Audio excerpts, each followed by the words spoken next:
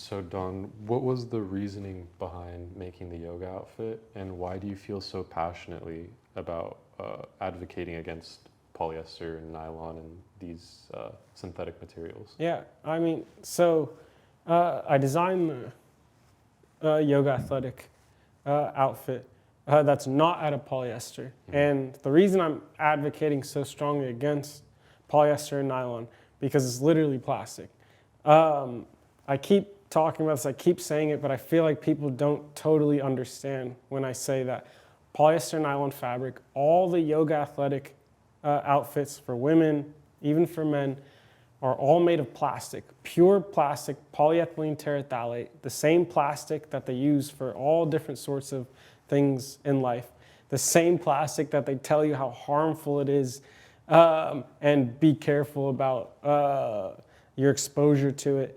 The same plastic that's made from oil, petroleum, is being turned into your clothes. And it's being turned into these yoga athletic outfits. And the reason I'm focusing so heavily on the yoga athletic outfits is because people are literally working out in them, and they're just, it seems like that's their number one outfit that they're wearing these days all the time. So they're being exposed to these plastics all day long, and they're 100% plastic.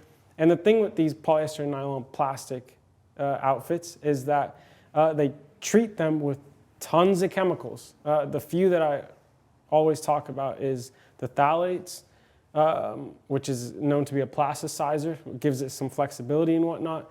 Bisphenols, bisphenol A, for example, and there's like 100 different bisphenols. So if they ban BPA, they'll just make BPC, BPD, BP-LMNOP. So,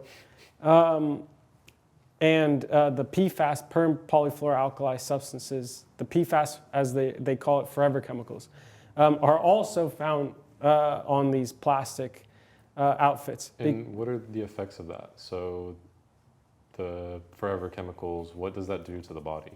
Yeah, so all of them, all these, not just the forever chemicals, but all these three, the phthalates, the bisphenols, the forever chemicals, and there's endlessly more chemicals that they use that we actually don't even really talk about because nobody's really investigating it. They're just kind of paying attention to those few chemicals that they use in the plastic that they eventually turn into fabric. They all basically cause the same health issues. So the biggest thing being that they're endocrine disruptors, and which means they mess with hormones. So endocrine disruptors are like chemicals and things, substances that mess with human hormones.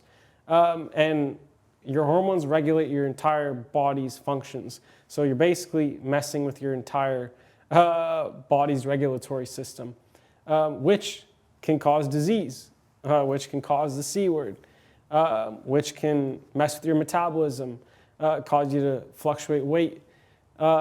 It can literally, like all the prevalent diseases of society today are all diseases that those chemicals and plastics that I mentioned cause. So now whether that's the direct correlation to those diseases is a different story, but they cause those diseases, those chemicals especially.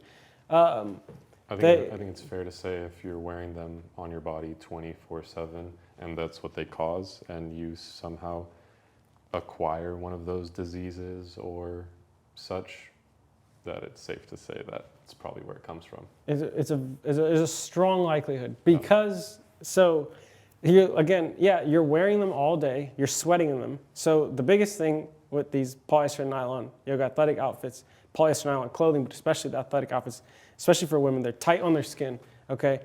When you're sweating in them, which is what's happening all day long, because they're not very airy anyway, your pores open up even more, and those chemicals from the plastic, even microplastics, even nanoplastics, literally leach into your skin all day long. Like that's a literal thing that's happening. And so say you wear it like once a year, a polyester nylon outfit. Sure, it's not the end of the world, like to be exposed minutely to those chemicals and plastics. But imagine all the time. Like basically 24/7 people are, and women are living in these outfits. So they're literally exposing themselves to plastic and chemicals directly on their skin all day and night long. And like that's where the scary part is. That's the part that freaks me out the most.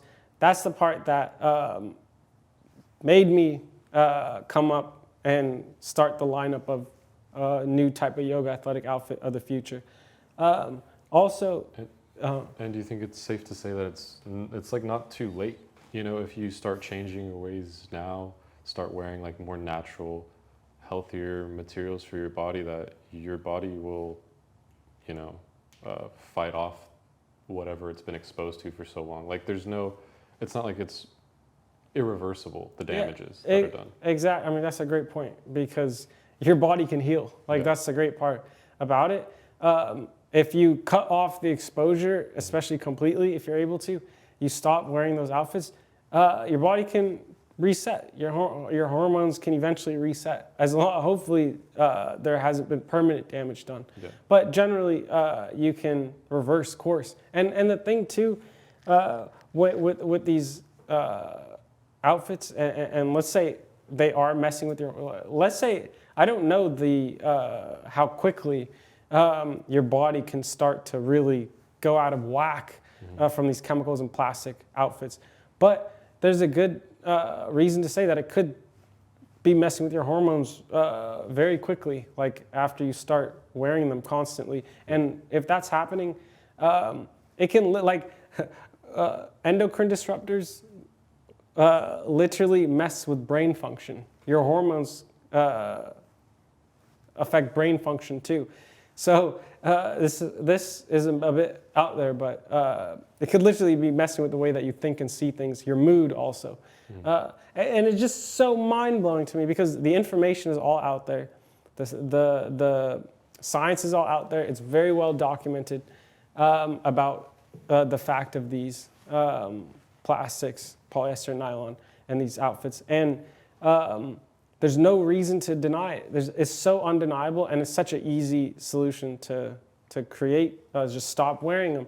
Stop wearing these plastics. And I say one more thing is that these companies, it's like a whole chain of companies profiting, making endless billions of dollars off this. So it's in their very best interest that nobody knows about this, and this does not stop. Because there's the chain of people making billions of dollars from this we start with the oil producers. So they're producing the oil that gets turned into the plastic. Okay, so number one, the oil producers. Number two is the chemical makers, DuPont, 3M, and a whole wide array of these giant conglomerate chemical companies. They're creating all these, the PFAS, forever chemicals, the phthalates, the bisphenols, and the other 13,000 chemicals they use in plastic. So now we got the oil producers, the chemical makers. Now we have the people that turn the plastic into fabric producers in the production factories. They're involved in this mess, and then you have the slave factories that are sewing these outfits together because all these yoga athletic companies, they're not only using plastic fabric. They're also making their garments and outfits in foreign slave factories. You can look it up. The conditions are appalling. It's mostly all women. They're being abused. It's really horrifying. And then lastly, you have the end people, the actual yoga athletic companies that spend millions on marketing to convince you that this is what you need to wear, that their clothes are the best. So you have all these people involved. Oh, and then the last one is if they all know that these chemicals and plastics and materials that are being used for your clothes can potentially cause health issues, their friends over at the pharmaceutical industries reap to benefit from this also, because they can create drugs that can fix some of the issues or temporarily patch some of the issues. So it's a giant web of people here to benefit from this, billions and billions of dollars. And so that's why it needs to stop. it's interesting how it's so much easier to convince people that microplastics in like water and food and Yeah. things like that, that's a big issue, obviously. But for the clothes, they seem to like not consider it at all. Yeah. Which is like, it's funny too, because I mean, when there was lead in paint, like you're not eating paint. Yeah. Who's eating paint, but like lead in paint is no longer allowed because Yep. you just being around it is harmful to you. You're somehow consuming it, breathing it in, and wearing clothes. You're not, you're not eating it, but you're definitely Yeah. living in it, absorbing it, consuming it some way or the other. I mean, you're absorbing everything from Yeah. your clothes into your skin. Your skin absorbs things. This is what happens. So convincing people, to not eat microplastics or to try to avoid Yeah, eating microplastics is one thing, but to wear and absorb the microplastics. Yeah, their clothes is like such a, it's almost people are afraid to even want to accept that reality. Yeah. And it's because, as I say, is that they've been, especially the yoga athletic outfits, they've been wearing them for years and years and years, and the last thing they want to hear is that they've been causing all this devastation to their bodies and the environment. I mean, we haven't even gotten into the environment. We'll keep that topic for another time. But the devastation to the environment is just as horrifying because it's plastic. So whatever plastic does in the environment that's negatively impacting it, and in the oceans, these outfits do the exact same thing. And when you're washing them, they're shedding microplastics and chemicals into the ocean